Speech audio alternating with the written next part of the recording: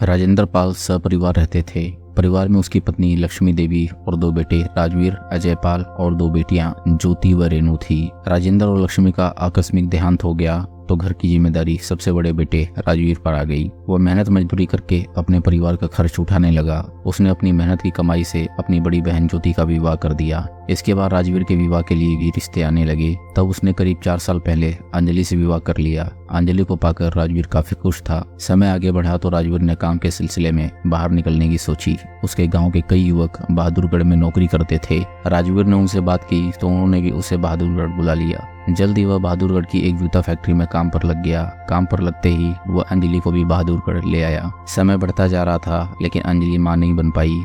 Rajveer factory से लौटकर कमरे पर आता तो वह इतना थका होता था कि चारपाई पर लेटते ही नींद के आगोश में समा जाता। अंजलि चारपाई पर करवटें बदलती रहती। राजवीर का एक फुफेरा भाई था बबलू। वह राजवीर के गांव से कुछ ही दूरी पर निवाड़ी गांव में रहता था। राजवीर ने बबलू को भी अपने पास बहादुरगढ़ बुला लिया और उसे भी फैक्ट्री में काम पर लगवा दिया। दोनों के काम की शिफ्टें अलग अलग थी।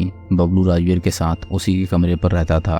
बबलू की राजवीर की पत्नी अंजलि से खूब पटती थी। दोनों के बीच देवर भाभी का रिश्ता होने के कारण उनके बीच हंसी मजाक होती रहती थी। अंजलि पति की उपेक्षा का शिकार थी। पति न उसकी कभी तारीफ करता था न ही उसे देह सुख देता था, जिससे वह अभी तक मां नहीं बन पाई थी। इस कारण वह अक्सर उदास रहती थी। बबलू जब भी उससे बातें करता तो मन भावन मीठी मीठी बातें ही करता था। उसके रूप की प्रशंसा भी खूब करता था। इसी कारण अंजलि धीरे धीरे बबलू की ओर आकर्षित होने लगी। एक दिन जब राजवीर फैक्ट्री में था तो बबलू कमरे पर अंजलि के साथ था। अंजलि का चेहरा बुझा बुझा सा क्यों रहता है, इसका कारण बबलू एक साथ रहने के कारण जान चुका था। अपनी अंजलि भाभी की आंखों में वह प्यास भी पड़ चुका था। बबलू ने अंजलि का मन जानने के लिए सवाल किया, भाभी एक बात मुझे परेशान करती रहती है। यह बताओ कि थके हारे राजवीर भैया ड्यूटी से लौटने के बाद खाना खाते ही सो जाते हैं। वह आपका ख्याल नहीं रख पाते। आपकी खुशियों का ख्याल कब करते हैं? कैसी खुशियाँ, कैसा ख्याल? अंजलि के मुंह से सच निकल गया। उन पर तो हर वक्त थकान ही हावी रहती है। घर आए और घोड़े बेचकर सो गए। उनकी बला से कोई जिए या मरे। अंजलि ने दिल की बात कह डाली। मौके को देखते हुए बबलू ने एकदम से अंजलि का हाथ थाम लिया। भाभी यह तो बहुत अन्याय है तुम्हारे साथ। इतनी सुंदर भाभी को कोई तड़पाए यह मुझे मंजूर नहीं है। तुम इस मामले में क्या कर सकते हो देवर जी? जिसकी बीबी है उसको फिक्र नहीं। कर तो बहुत कुछ सकता हूँ भाभी। कहते हुए बबलू ने अंजलि की कमर में बाहें डाल दी। अगर तुम हाँ कहो तो। चलो मैंने हाँ कह दी। अंजलि ने मुस्कुराकर तिरछी चितवन का तीर चलाया। फिर क्या करोगे तुम? तुम्हारी सारी तड़प मिटा दूंगा। बबलू ने इसे बाहों में बींचते हुए कहा। फिर उसने अंजलि को चूमना शुरू किया। देवर की गर्म सांसों का एहसास हुआ तो अंजलि भी बबलू से लिपट गई। उसके बाद बबलू ने अंजलि को अपनी बाहों में वह सुख दिया जो अंजलि ने अपने पति की बाहों में कभी नहीं पाया था। उस दिन से बबलू अंजलि के तन के साथ मन का साथी हो गया। दोनों एक दूसरे के दीवाने हो गए। जब भी उन्हें मौका मिलता वे देह संगम कर लेते। कुछ दिनों तक तो उनका यह संबंध निर्बाध चलता रहा। फिर एक दिन पाप का भांडा फूट गया।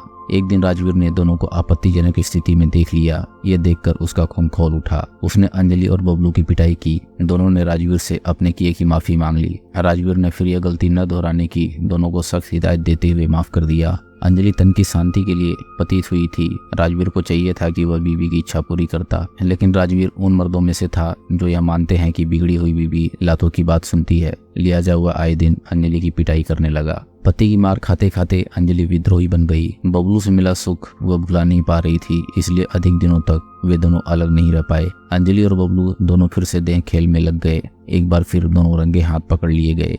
एक बार फिर अपनी बेवफा पत्नी को राजवीर ने पीटा और बबलू को वापस उसके गांव भेज दिया।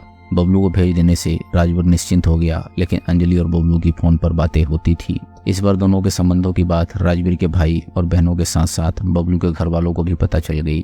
बबलू के पिता सुरेंद्र ने उसकी शादी के प्रयास करने शुरू कर दिए। इस बीच कोरोना वायरस के कारण देश में लॉकडाउन हुआ तो राजवीर को बहादुरगढ़ से अंजलि के साथ अपने गांव सहतेपुर लौटना पड़ा। दूसरी ओर बबलू की शादी तय हो गई। उसके तिलक की तैयारियां चल रही थी। अब चूंकि बबलू शादी कर रहा था तो राजवीर को यह लगा कि अब उसके अंजलि से संबंध यहीं खत्म हो जाएंगे। राजवीर अंजलि, भाई अजय और दोनों बहनों ज्योति और रेणु के साथ बबलू के तिलक में शामिल होने के लिए गया। तिलक के बाद बबलू ने राजवीर से बात करके सारे गिले शिकवे दूर कर दिए। राजवीर और अंजलि अपने घर आ गए। उन्हें छोड़ने के लिए साथ में बबलू भी आया। अजय, ज्योति व रेणु बबलू के घर पर ही रुक गए थे। शाम 5 बजे तक तीनों सहतेपुर गांव पहुंचे। बबलू राजवीर के घर पर ही रुक गया। देर रात राजवीर के सो जाने पर बबलू और अंजलि एक दूसरे के पास आ गए। दोनों साथ रंगलेलियां मना ही रहे थे कि राजवीर की आंखें खुल गई। उसने देखा तो वह दोनों से झगड़ने लगा, उनमें हाथापाई होने लगी। इसी पर अंजलि को गुस्सा आया। वह पति पर पील पड़ी और बबलू से बोली, आओ आज इसका काम तमाम कर ही दो, फिर हमेशा के लिए हमारा रास्ता साफ हो जाएगा। ये सुनकर बबलू भी राजवीर पर टूट पड़ा। इसी हाथापाई में राजवीर का लॉकेट जमीन पर गिर गया। अंजलि की चूड़ियां टूट गई। दोनों ने राजवीर को जमीन पर गिरा लिया और उसके गले पर डंडा रखकर दबा दिया। दोस्तों, अगर आपको कहानी पसंद आ रही हो तो वीडियो को लाइक करें और चैनल को सब्सक्राइब करें। हम ऐसी मजेदार कहानियां आपके लिए लाते रहेंगे।